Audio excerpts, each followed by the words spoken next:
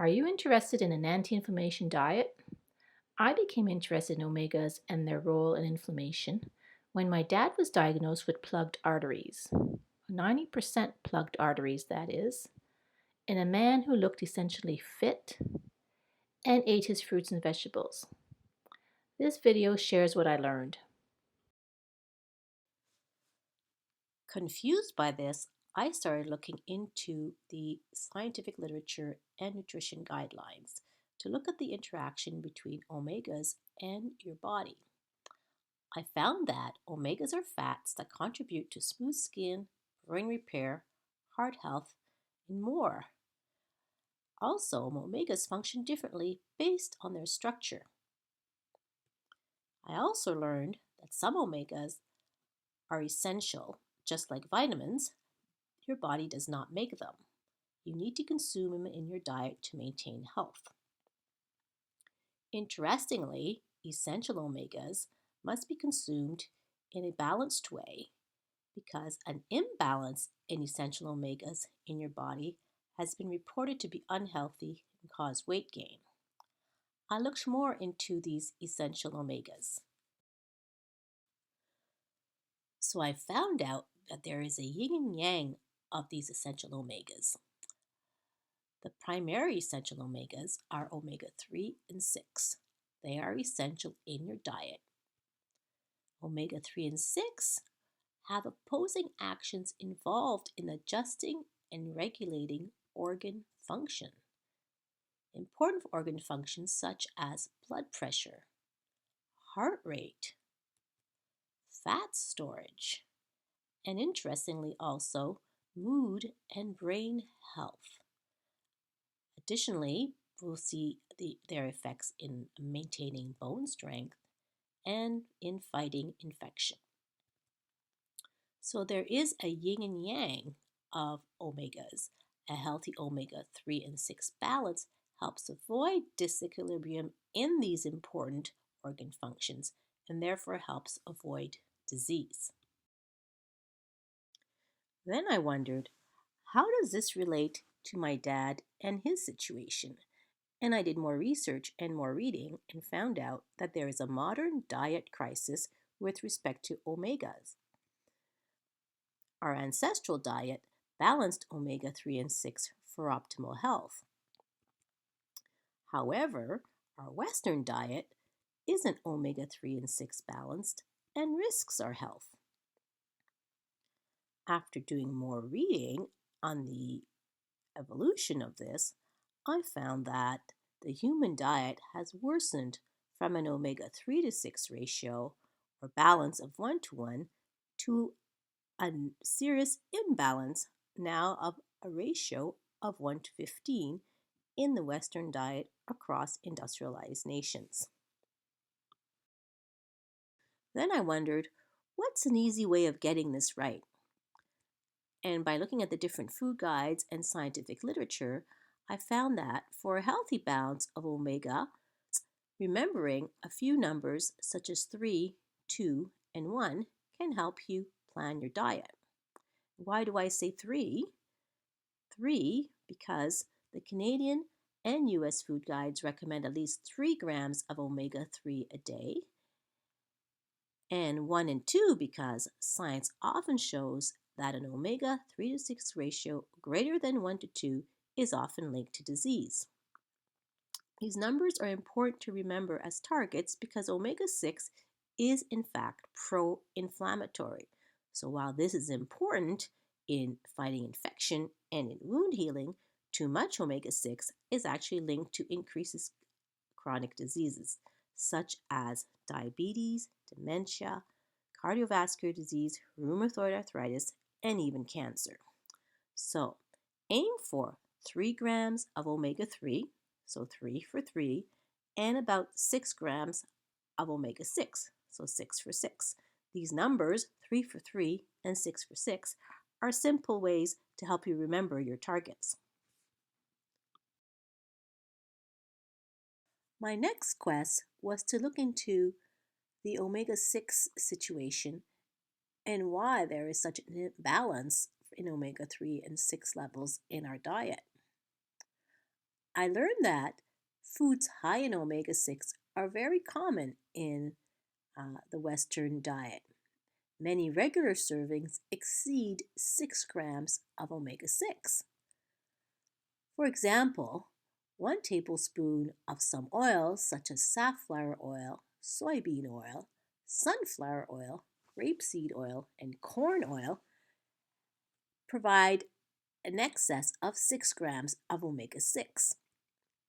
Other examples include a quarter cup of some nuts, walnuts, sunflower seeds, sesame seeds, peanuts, and pecans will give you your 6 grams of omega 6 already in 1/4 cup serving. While these are healthy foods, they are also not to be uh, eaten in excess because of this omega 6 concentration. The other example, which was surprising to me, was a small, simple serving of pork products such as ribs, sausage, ham, bacon, and pork loin could also exceed your 6 grams of omega 6 a day. And a final example is 2 tablespoons of peanut butter and avocado oil would also take you close to your limit of omega 6 a day. So, something to keep in mind as you're planning your diet. While we need omega 6 in our diet, we have to make sure we don't get too much of it, as previously shown in the effects of the imbalance of that. Shockingly, as I looked more into this omega 6 situation, I also found that many processed products are rich in omega 6. Salad dressings, fast foods, burgers, store bought cakes, and unfortunately, corn chips. So, staying away from processed products is a healthy way, or an easy way actually, to avoid excess omega 6. So, then I looked into omega 3 sources. Omegas, the essential omega 3s, are different and include these long words. However, luckily, in most food labels, they will be referred to as ALA, EPA, and DHA. ALA is found in plant oils such as flaxseed, canola, and hemp, while DHA and EPA are found mostly in fish and seafood. In your body, 15% of ALA can be converted to EPA.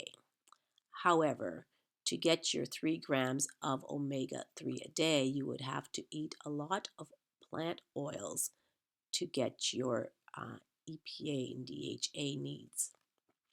So ALA alone is not enough. The next thing I thought might be interesting for the viewers of this video is to look at nutrition labels and comparing nutrition facts. So here we have on the left, we have salmon fillets. If you're looking at the omega 3 to 6 ratio, you have omega 6. Here it reads 0.1 gram, and omega 3, it reads 0.7 grams. So that is a ratio of 7 to 1, which is a good way to get your high amount of omega 3. If you look at tofu, on the right, we have the omega 6 food label reading 4 grams and the omega 3 number reading 0.5 grams. So that's the ratio for the 3 to 6 omegas of 1 to 8. So I would probably not eat too much tofu or probably avoid it altogether. Here's another set of examples: flax quinoa bars and olive oil margarine. If you look in the nutrition label for 2 bars for the flaxseed quinoa bars, we have an omega 6 level of 1 gram and an omega 3 level of 0.4 grams. That's an omega 3 to 6 ratio of 1 to 2.5. So that's pretty reasonable. If we look at the olive oil margarine food label, we see that the omega 6 level is 1.5 grams and the omega 3 level is 0.5 grams, and that is for 2 tablespoons of olive oil margarine. This gives us an omega 3 to 6 ratio of 1 to 3. And that's also pretty reasonable.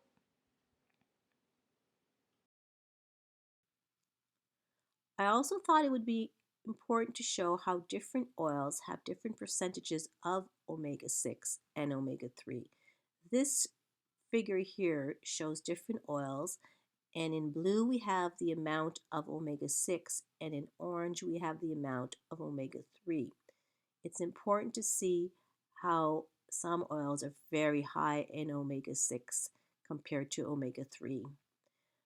Very serious no-nos are marked with the red X, but the serious ones that I found shocking were sunflower oil with a ratio of 1 to 71, peanut oil, which has hardly any omega 3 and is 33% omega 6, has an immeasurably high ratio. Cottonseed oil was off the charts with 1 to 255 omega 3 to 6 ratio. So this chart I found very enlightening, and I try to stay away from products where the foods are packaged in these, especially in sunflower oil and cottonseed oil, and I stay away from peanut oil altogether. Here are some take-home messages for you. First, aim for 3 grams of omega 3 and about 6 grams of omega 6 per day. Second, while the 1 to 2 ratio for omega 3 and 6 is important, be careful about the total amount of omega 6 in your diet. Third, rinse products packaged in oil or choose those packaged in water. Fourth, not all nutrition fact food labels declare omega 3 and omega 6, and especially when the omega 6 level is unhealthy. So be careful about that. You can research things on the internet if you're not sure. Thank you and good luck. For more scientific details, here's a list of the key publications I used to inform this presentation.